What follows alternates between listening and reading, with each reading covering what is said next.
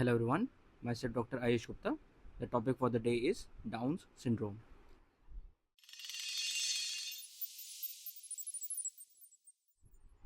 Down syndrome का cause होता है trisomy 21. Down syndrome is the most common genetic cause of decreased IQ.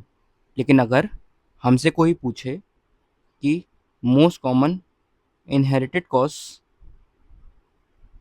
क्या होता है ऑफ डिक्रीज्ड IQ, तब हमारा आंसर होगा फ्रेजाइल एक्स सिंड्रोम.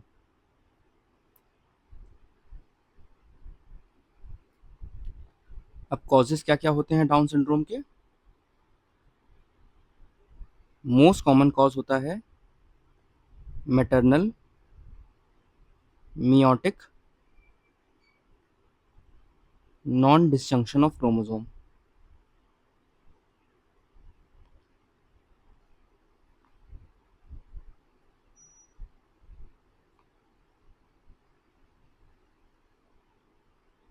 दूसरा कॉज क्या होता है? Robertsonian translocation.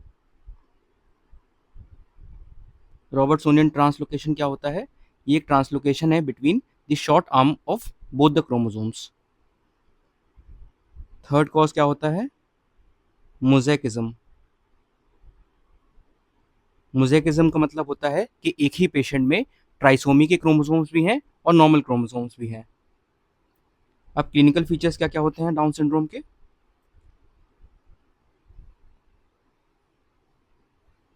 सबसे पहला क्लिनिकल फीचर होता है Mongolian slant.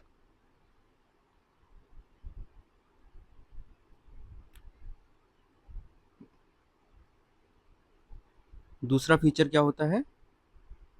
Brush field spots on iris. तीसरा फीचर होता है एपिकैंथल फोल्ड्स. एपिकैंथल फोल्ड्स क्या होते हैं? ये आंख के इनर पार्ट में एक एक्स्ट्रा फोल्ड ऑफ स्किन, इसको बोलते हैं एपिकैंथल फोल्ड्स. और क्या क्या फीचर्स होते हैं?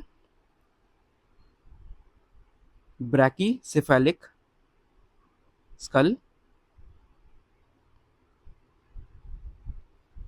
लो set ears, protruding tongue,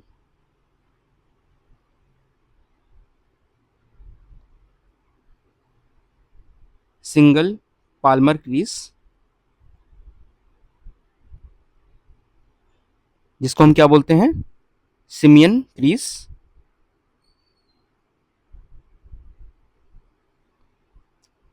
sandal gap.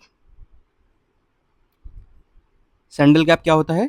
It is the space between the great toe and the second toe. और क्लाइनोडेक्टाइली. क्लाइनोडेक्टाइली क्या होता है?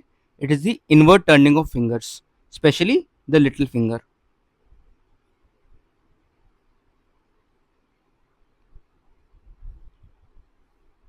अब मोस्ट कॉमन की बात कर लेते हैं. तो मोस्ट कॉमन कार्डियक डिफेक्ट क्या होता है डाउन सिंड्रोम में? It is ostium primum type of ASD. ASD stands for atrial septal defect. लेकिन अगर कोई हमसे पूछे कि मोस्ट स्पेसिफिक कौन सा होता है, तो most specific cardiac defect is endocardial cushion defect.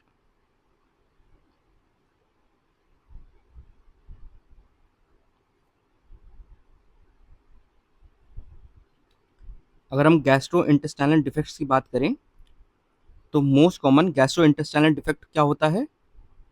डूडेनल atresia. डूडेनल atresia का मतलब डुओडेनम नहीं बना. It is the most common. और क्या क्या हो सकता है? Hirschsprung disease, and also annular pancreas.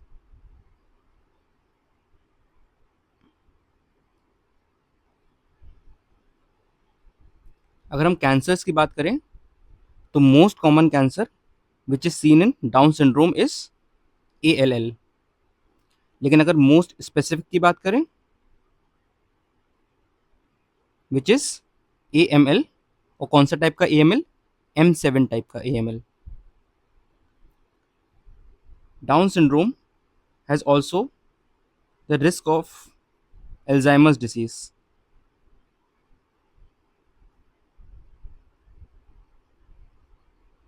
It is due to increased A beta amyloid।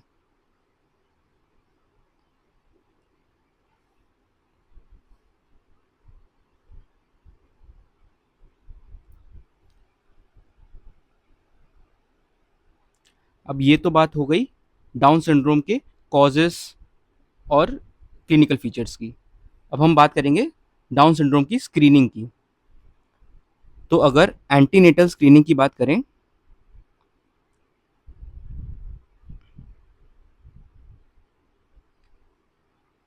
तो वो हम कर सकते हैं बाय चेकिंग न्यूकल ट्रांसलूसेंसी। अगर फर्स्ट ट्राइमेस्टर में न्यूकल ट्रांसलूसेंसी 3 mm से ज़्यादा है तो it is suggestive of Down syndrome. और हम क्या कर सकते हैं? Double taste. डबल टेस्ट में हम क्या चेक करते हैं? Levels of PA, PPA and beta SCG। Down syndrome में बीटा SCG का लेवल्स बढ़ जाता है। सेकेंड ट्राइमेस्टर में हम क्या क्या कर सकते हैं? Triple test and quadruple test. Triple test में हम क्या क्या चेक करते हैं? हम चेक करते हैं beta SCG, unconjugated estriol and alpha fetoprotein. और क्वाड्रुपल टेस्ट में हम क्या क्या चेक करते हैं?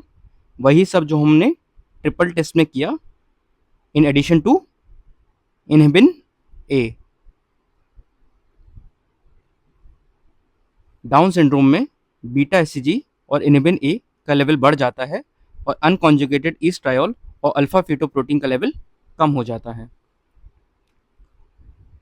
और कौन सा स्क्रीनिंग टेस्ट हम इस्तेमाल कर सकते हैं? हम यूज कर सकते हैं सेल फ्री फीटल DNA।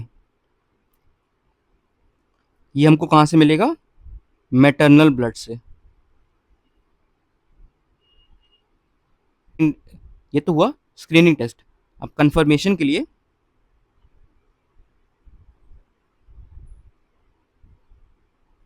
हमारे पास दो ऑप्शन है। अगर हमें फर्स्ट ट्राइमेस्टर में कंफर्मेशन चाहिए तो उसके लिए हम करते हैं कोरियोनिक विलाय सैम्पलिंग। अगर यही कंफर्मेटरी टेस्ट हम सेकेंड ट्राइमेस्टर में करते हैं तब हम करते हैं एमनियोसेंटेसिस। अब डिफरेंस क्या होता है कोरियोनिक विलाय सैम्पलिंग और एमनियोसेंटेसिस में? कोरियोनिक विलाय सैम्पलिंग को हमको आइडियली 11 टू 13 वीक्स के बीच में करना चाहिए। अगर हम इसको लेस देन 10 वीक्स में करते हैं then it can lead to oromandibular defects and limb defects. इसमें फीटल लॉस के चांसेस भी ज़्यादा होते हैं as compare to amniocentesis. Amniocentesis को हमको आइडियली 16 टू 18 वीक्स के बीच में करना चाहिए और इसमें फीटल लॉस के चांसेस अप्रॉक्सीमेटली लेस देन 0.5% होते हैं। अगर हम रिकरेंस की बात करें कि कितना परसेंट चांस है कि डाउन सिंड्रोम नेक्स्ट प्रेगनेंसी में भी होगा, तो that is around 1%।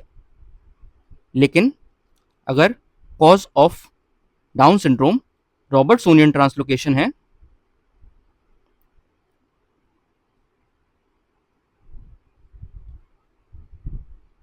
then the chances for recurrence can go up to 100%। तो यहाँ पे हमारा खत्म होता है टॉपिक डाउन सिंड्रोम का. If you like this video, please give a thumbs up and subscribe to my channel. Thank you.